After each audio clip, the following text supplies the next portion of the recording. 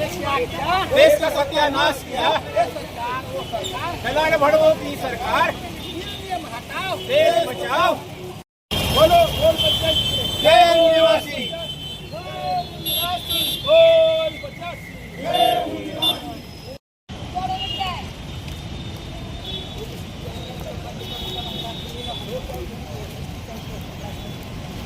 देवकुमार सावळे, बहुजन मुक्ती पार्टीचा महाराष्ट्र प्रदेश प्रभारी।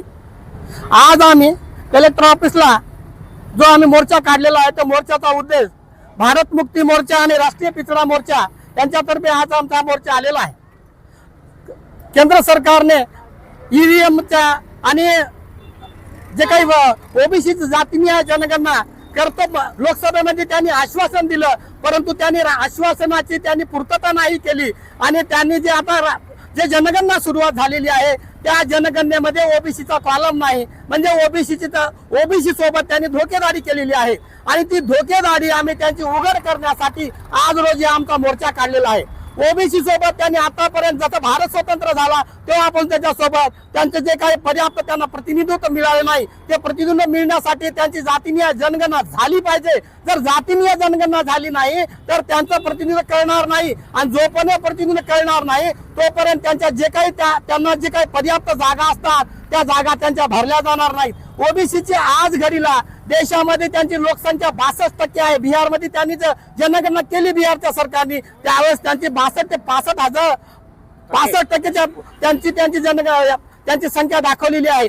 आज घडीला सरकारच्या मार्फत 52% ओबीसी आहे, परंतु त्यांच्या जातीने आहे त्यांना प्रतिनिधित्व नाही। ही एक आमची एक मागणी आहे। दुसरी मागणी ईव्हीएम जे आहे तर देशाचा सत्यानाश करायत, ईव्हीएम मुळे त्यांच्यामुळे आपला प्रतिनिधित्व मिळत नाही आणि ते पर्याप्त जर ओरिजिनल प्रतिनिधित्व मिळायचं असेल तर बॅलेट पेपरने निवडणुका झाल्या पाहिजे। जर बॅलेट पेपर निवडणुका झाल्या नसतील तर देशामध्ये पारदर्शक सरकार येणार नाही। हे पूर्ण घोळ करून आलेलं सरकार आहे। ते सरकार जर लोकशाहीमध्ये जर तुम्हाला इमानदार आणि जर सरकार आणायचं असेल तर बॅलेट पेपर निवडणुका झाल्या पाहिजे। आणि तिसरी मागणी आहे आमची टीईटी, जे शिक्षक लोक आहेत ज्यांची सेवा 25 वर्ष झालेली आहे, 25 वर्ष सेवा होऊन सुद्धा त्यांना टीईटी कंपल्सरी केलेली आहे। आज घडीला त्यांनी त्यांचे शिकून त्यांची जी काही त्याची क्षमता आहे त्यांनी सिद्ध केलेली आहे। सिद्ध केल्याने सुद्धा त्यांच्या 25 वर्षानंतर काही लोक आता रिटायरमेंटला आलेले आहेत तरी त्यांना टीईटी पास करणं कंपल्सरी केलेलं आहे। आमचं म्हणणं आहे जे नवीन लोक आहेत, नवीन भरती होत आहे त्या भरतीला तुम्ही टीईटी त्यांना कंपल्सरी करा, परंतु ज्यांचं 10 वर्ष 20-15 वर्ष सेवा झालेली आहे त्यांना त्या टीईटी मधून सूट दिली पाहिजे। यासाठी आम्ही हे सर्व मागण्या घेऊन आज रोजी कलेक्टर ऑफिसला आलेलो आहोत आणि हे आमच्या ईव्हीएमचा जर यूजीसीचा जो काही मुद्दा आहे केंद्र सरकारने यूजीसीचा मुद्दा उचललेला आहे, केंद्र सरकारने त्यांना मान्यता दिली, परंतु बदमाश करून कोर्टाने त्यांना बंद केलेला आहे।